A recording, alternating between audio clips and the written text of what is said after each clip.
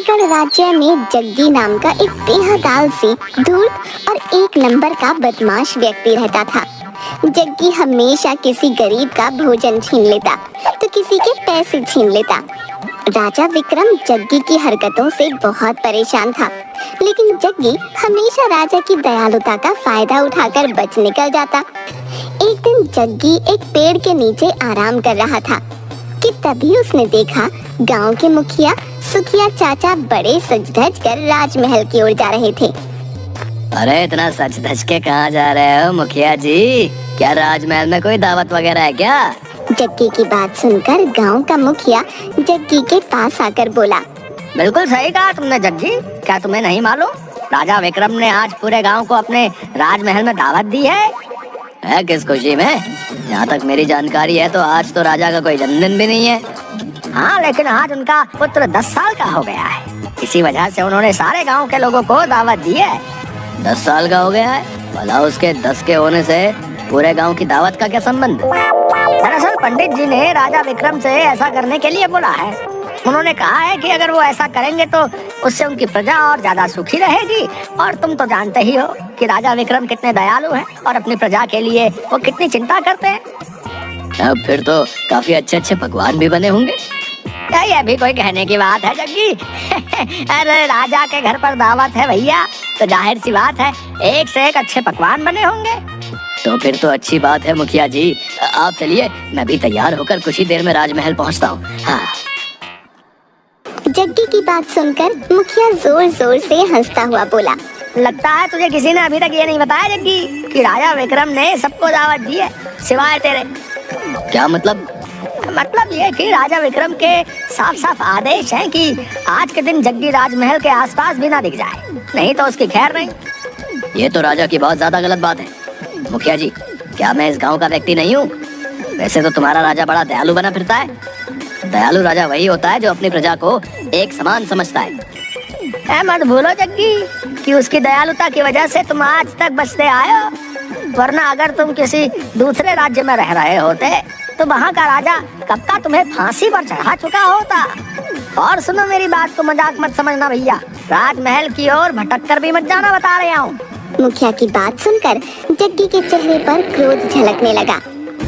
देखना मुखिया जी, जिस दिन मैं राजा बनूंगा उस दिन मैं किसी के साथ ऐसा व्यवहार नहीं करूंगा। राजा और तुम, लगता है तुम अब नींद में भी सपने देखने लगे हो जग्गी है। अरे तुम्हारे जैसे मक्कार और चोर कभी राजा नहीं बनते भैया। ये हसरत अपने दिल में ही रखना। अगर राजा को पता चल गया तो आजीवन तुम्हें कारागार में डाल देगा।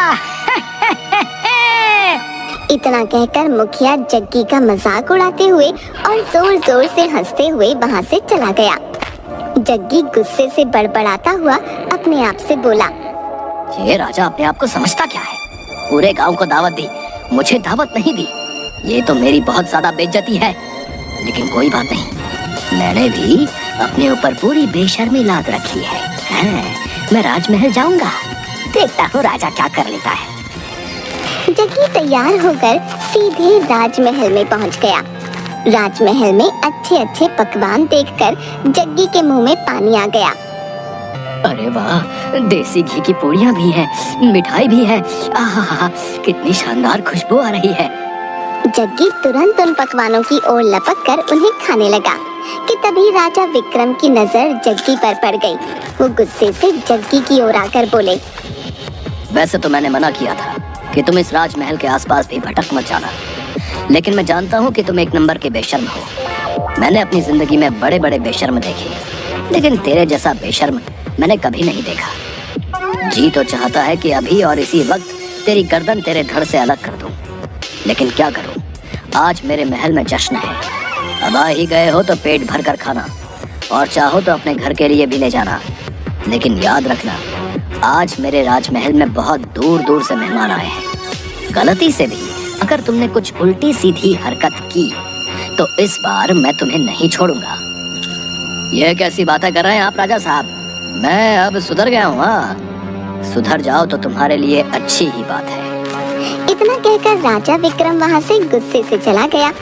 जग्गी पकवान का मजा लेने लगा कि तभी जग्गी की नजर राजा के बेटे आदित्य पर पड़ी। जो कि एक सोने के कंगन से खेल रहा था। जग्गी के खुराफाती दिमाग में तुरंत एक योजना दौड़ने लगी और वो बड़बड़ाते हुए अपने आप से बोला, अरे वाह वाह, ये तो बहुत भारी और बड़ा कीमती सोने का कंगन लगता है। अगर मैंने इसे चुराकर बाजार में बेच दिया तो मेरा तो 10 साल के खाने का प्रबंध हो जाएगा। फिर चोरी करने की जरूरत ही नहीं। हाँ। जग्गी मुस्कुराते हुए राजा के बेटे आदित्य के पास जाकर बोला, छी छी छी छी छी छी, राजा के बेटे होकर नकली सोने के कंगन के साथ खेल रहे हो। तुम्हें तो असली सोने के कंगन के साथ खेलना चाहिए। ये असली ही सोना है, पिताजी ने मुझे दिया है। यकीन नहीं आता तो इसे छू कर देख लो। लाओ दिखाओ तो मुझे। आदित्य ने वो कंगन जग्गी के हाथ में पकड़ा दिया। अरे नहीं नहीं राजकुमार, ये नकली है। इसमें तो सोने का पानी फिरा है। अगर तुम्हें यकीन ना आए तो तुम जाकर अपने पिताजी से पूछ लो। जग्गी की बात सुनकर भोला भाला राजकुमार सोच में पड़ गया। ठीक है, मैं पिताजी से पूछ कर आता हूँ। इतना कहकर राजकुमार वहाँ से दौड़ता हुआ चला गया और जग्गी इधर उधर देखकर वहाँ से खामोशी से निकल गया। राजकुमार को खाली हाथ देख राजा विक्रम ने राजकुमार से पूछा, तुम्हारे हाथ में शाही सोने का कंगन था, वो कहाँ है बेटा? राजकुमार ने सारी बात विक्रम को बता दी। राजकुमार की बात सुनते ही राजा विक्रम समझ गया कि ये सब जग्गी की ही करामात है। राजा विक्रम गुस्से से बोला, बस बहुत हो गया, आज तो इसने हद पार कर दी। राजकुमार को बेवकूफ बनाकर सोने का कंगन चुरा कर ले गया। सैनिकों को बुलाओ। कुछ ही देर में राजा के सैनिक सर झुकाए खड़े थे। जाओ, जाकर जग्गी को पकड़ कर लेकर आओ। मुझे किसी भी हाल में जग्गी चाहिए, जिंदा या मुर्दा। राजा का आदेश पाते ही सैनिक गांव की ओर दौड़ पड़े। इधर जग्गी एक पेड़ के पास उसी कंगन को निहारे जा रहा था कि तभी गांव का एक व्यक्ति वहां पर आकर जग्गी से बोला, अरे जग्गी, इस बार तो तुमने हद पारी कर दी भैया। राजा विक्रम ने तुम्हें जिंदा या मुर्दा पकड़ने का आदेश दिया, समझे? उस व्यक्ति की बात सुनकर जग्गी पूरी तरह से घबराकर बोला, ये कैसी बातें कर रहे हो भैया? राजा विक्रम तो बहुत ज्यादा दयालु है। मुझे लगा कि हर बार की तरह वो मुझे इस बार भी माफ कर देंगे। अबे पागल वागल हो गया क्या तू? तूने तो इस बार राजा के घर पर ही चोरी कर ली भैया। तेरी मौत तो इस बार पक्की है भैया, ठोक के बजा के। अब जो है ना, अब तुझे भगवान के अलावा और कोई नहीं बचा सकता भैया। मैं राजा के पैर पकड़कर माफी मांग लूंगा और ये कंगन उन्हें वापस कर दूंगा। अरे बेवकूफ है क्या? राजा इस वक्त बहुत ज्यादा गुस्से में है। अगर तू कंगन वापस लौटाने के इरादे से भी वहाँ चला गया ना, वो जो है तब भी तुझे जिंदा नहीं छोड़ेंगे।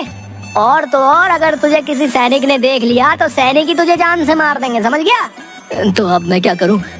मेरी सलाह मान तो तू इस राज्य से कुछ महीनों के लिए चला जा। इतना कहकर वो व्यक्ति चला गया। तभी अचानक जग्गी ने देखा कि 3 सैनिकों के घोड़े उसकी ओर दौड़े चले आ रहे थे। जग्गी घबराकर जंगल की ओर भागने लगा और एक घने जंगल के अंदर घुस गया। 3 सैनिकों में से एक सैनिक बोला, वो देखो, वो उस जंगल में गया है। चलो जंगल में जाकर उसे पकड़ते हैं। रहने दे, क्या तुझे नहीं मालूम उस जंगल में भूतों का साया है? ये वहाँ पर जिंदा तो गया है लेकिन कभी लौटेगा नहीं। समझ लो कि जग्गी ने उस जंगल में जाकर अपनी मौत को खुद चुन लिया है। चलो जाकर राजा को सब कुछ बता देते हैं। सैनिक वहाँ से चले गए। जग्गी घने जंगल में दौड़ा जा रहा था। तभी अचानक जग्गी एक पत्थर से टकरा गया और वो एक तालाब के अंदर गिर गया। इधर कुछ घंटों बाद अब राजमहल का माहौल सामान्य हो चुका था। राजा विक्रम अपने मेहमानों के साथ बातचीत करने में व्यस्त था कि तभी वहाँ पर एक अजीब घटना घटी। राजा विक्रम जैसा दिखने वाला दूसरा राजा विक्रम राजमहल में पहुँच गया और राजा विक्रम को देखकर गुस्से से चीखते हुए राजा विक्रम से बोला, कौन है तू बहरूपिये, और मेरे मेहमानों के साथ तू यहाँ क्या कर रहा है? राजा विक्रम की बात सुनकर वहाँ मौजूद सभी लोग दूसरे राजा विक्रम को हैरत से देखने लगे। राजा विक्रम अपने सामने अपने हूबहू हम शक्ल को देखकर हैरत में पड़ गया। बहरूपिया मैं नहीं, बहरूपिया बल्कि तू है। क्या सबूत है कि तू राजा विक्रम है? तेरे पास क्या सबूत है कि तू राजा विक्रम है? वहाँ सभी लोग ये समझ नहीं पा रहे थे कि कौन असली है और कौन नकली। मैं ही असली राजा विक्रम हूँ। मैं यहाँ पर सुबह से अपने मेहमानों के स्वागत और सत्कार में लगा हूँ। अगर तू असली राजा है तो फिर दिखा वो शाही कंगन जिसे जग्गी झूठ बोलकर मेरे बेटे से चुरा कर ले गया था। मैंने सैनिकों को जग्गी को पकड़ने के लिए भेजा था, मगर सैनिकों ने मुझे बताया कि वो उस जंगल की ओर चला गया जहाँ से कोई वापस नहीं आता। इस सभा में सभी लोग जानते हैं कि राजा विक्रम कभी नहीं डरता।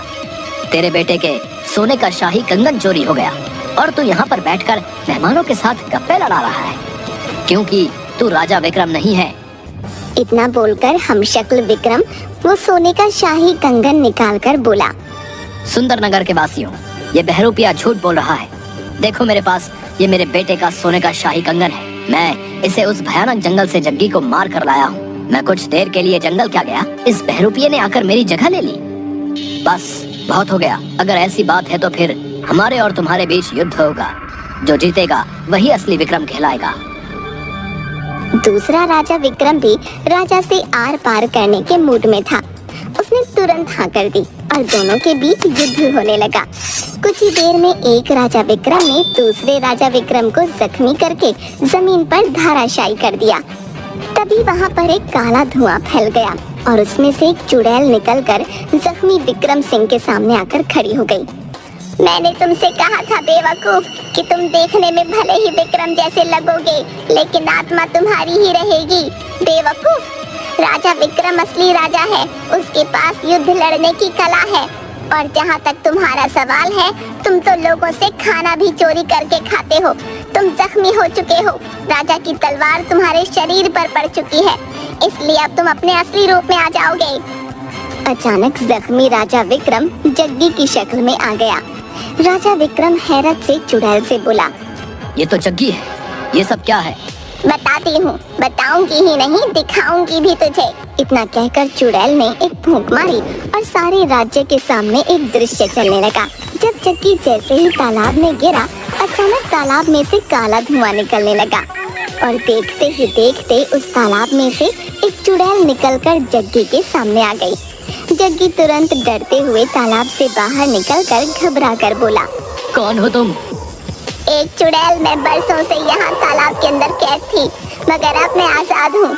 बहुत सालों पहले मैं इसी जंगल में घूमती फिर रही थी। मेरी वजह से एक साधु की तपस्या भंग हो गई थी। उसने मुझे श्राप दे दिया और मैं इस तालाब के अंदर कैद होकर रह गई। उस दिन के बाद जब भी कोई इस तालाब के नजदीक आता तो मैं उसे मार देती। क्या तुम मुझे भी मार डालोगी? नहीं, मुझे तुम्हारी वजह से ही आजादी मिली है। मैं उस साधु के सामने बहुत रोई। आखिरकार उसे मुझ पर तरस आ गया। उसने मुझसे कहा कि जब भी कोई धूर्त व्यक्ति हाथ में सोने का कंगन लेकर अचानक इस तालाब में गिरेगा तो तुम इस तालाब से आजाद हो जाओगी। और देखो, मैं आजाद हो गई। बता क्या इच्छा है तेरी? मैं तेरी एक इच्छा पूरी करूंगी। यानी मैं जो कुछ भी मांगूंगा तुम उसे पूरा कर दोगी? हाँ, मैं उसे पूरा कर दूंगी, लेकिन सिर्फ एक ही इच्छा।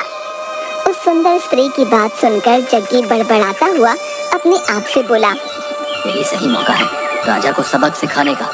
उस राजा ने मुझे जिंदा या मुर्दा पकड़ने का आदेश दिया है। अब मैं उसे सबक सिखा कर रहूंगा। मैं चाहता हूँ कि मेरा चेहरा और मेरा शरीर सुंदर नगर के राजा जैसा हो जाए।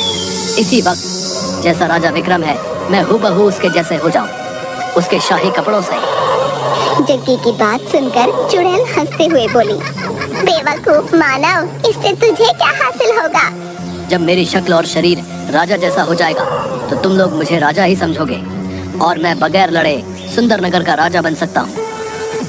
ठीक है, जैसी तेरी इच्छा, लेकिन याद रखना, तेरा शरीर और तेरा चेहरा, तेरे कपड़े, तेरे आभूषण, सब कुछ सुंदर नगर के राजा विक्रम जैसा हो जाएगा, लेकिन तेरी आत्मा वही रहेगी। ध्यान रखना, अगर तू किसी असली राजा की तलवार के हाथों जख्मी हो गया तो तू अपने असली रूप में आ जाएगा। और देखते ही देखते जग्गी का शरीर राजा विक्रम में परिवर्तित हो गया। अब जग्गी हूबहू राजा विक्रम में बदल गया। जग्गी करता हुआ राजा के राजमहल चल पड़ा। दृश्य समाप्त हो गया। मैंने इसे चेतावनी दी थी, पर ये एक मूर्ख व्यक्ति निकला। इतना बोलकर चुड़ैल गायब हो गई। राजा विक्रम ने गुस्से से सैनिकों से कहा, ले जाओ उसे और हमेशा के लिए जेल में डाल दो। उसके बाद जग्गी को माफी नहीं मिली। उसने पूरा जीवन जेल में ही व्यतीत किया।